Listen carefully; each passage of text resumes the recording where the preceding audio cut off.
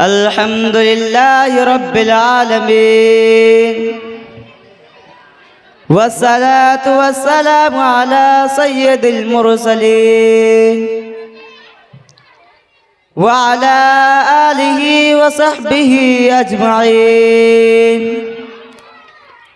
अम्मा बाद क़ाल अल्लाहु तआला अऊज़ु बिल्लाहि मिनश शैतानिर रजीम बिस्मिल्लाहिर रहमानिर रहीम वस्तईनु बिस्सब्रि वस्सलाह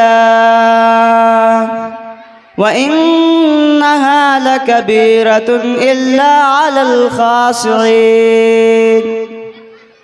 सदर अंजुमन और हकम साहिबान और मेरे प्यारे भाई, आज के सालाना अंजुमन में मजलिस मौजू के तहत हल्लब कुसाई करना चाहता हूँ, वो है नमाज की अहमियत।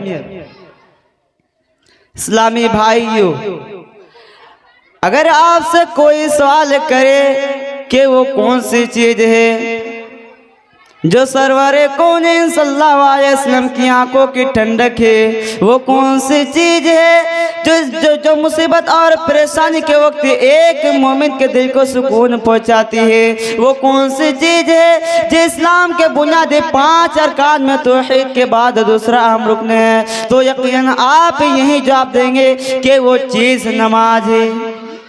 जी हाँ, ये नमाज है जिसका जिक्र कुरान मजीद में 70 से ज़ायद मकामात पर आया है। यही वो नमाज है जो मोमिन के माराज है, यही वो नमाज है जो मुसलमान और काफिर के दरमियान है हद फासिले, यही वो नमाज है जिसको जानबूझकर तर्क करने वाला हदीस की रोशनी में कुफ्र का इर्तिकाब करता है। यही वो नमाज है जिसके बारे में कुरान कहता है वस्तईनु बिस्सब्रि वस्सलाह व इन्नहा लकबीरतुन इल्ला अलल खाशिईन।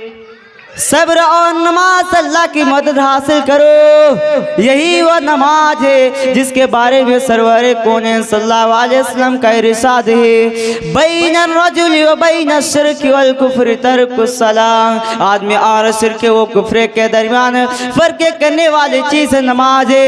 यही वो नमाज है जिसके बारे में अम्मा आयशा रज़ियल्लाहु अन्हा फरमाती है इज़ा हजबहु अम्रुन सल्ला, यानी रसूलुल्लाह अलैहि वसल्लम को जब भी कोई परेशानी लाहक होती आप नमाज में मशगूल हो जाते। मेरे भाइयों, किस कदर अफसोस का मकाम है, दिन का इतना सतून गुफ्रे वो इस्लाम के दरमियान फर्क करने वाली इबादत नबी की आंखों की ठंडक, और आज मुझसे गाफिले अपने आप को मुसलमान कहने के बावजूद अब नमाज से दूर है, जबकि रसूल अकरम सल्लल्लाहु अलैहि वसल्लम के ज़माने में मुनाफिकीन को भी नमाज पढ़नी पड़ती थी। हालांकि मुनाफिकीन का अंजाम कुरान मजीद में काफिरों से बदतर बतलाया गया है, मगर इन मुनाफिकीन के बारे में कुरान कहता है वइज़ा क़ामू इला सलाति क़ामू कुसाला, जब वो नमाज के लिए उठते हैं तो सुस्ती और काहिली के साथ उठते हैं, मगर नमाज पढ़ते हैं गोया हमारी हालत मुनाफिकों से बदतर है। हमारा हाल तो ये आजान होती रहती है और अब म्यूजिक में टीवी में खेल कूद में अपने काम काज में मशगूल रहते हैं, हमारे कानों पर जो तक नहीं रंगती, क्या हाल होगा हमारा अपने रब की बारगाह में।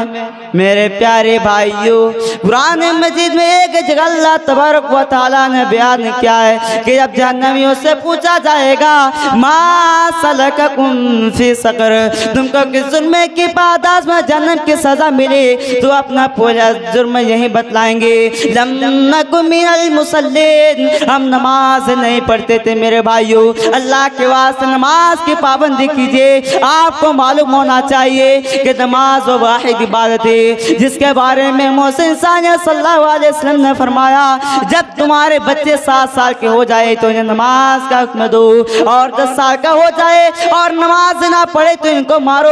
गौर कीजिए मेरे भाइयों, 10 साल के बच्चे को नमाज पढ़ने पर मारने का हुक्म दिया जा रहा है, हालांकि वह बिना बालिगे किसी चीज का शरीयत में मुकल्लिफ नहीं है। इससे अंदाजा लगाइए कि हमारी शरीयत की नजर में नमाज क्या कदर व कीमत है और ये किस कदर अहम इबादत है। इसलिए आज ही से ये ठान लीजिए कि आज से इंशाअल्लाह हम नमाज के मामले में कोई कोताही नहीं करेंगे और उसकी मुकम्मल पाबंदी करेंगे। मैं इस तरीक़े को ख़त्म करना चाहता हूँ। अल्लाह ताला हमें उसकी अहमियत को समझना और उसकी पाबंदी की तौफीक अता फरमा। आमीन। व आखिर दवाना अनिल हम्दुलिल्लाहि रब्बिल आलमीन। वस्सलामु अलैकुम व रहमतुल्लाहि व बरकातुहू।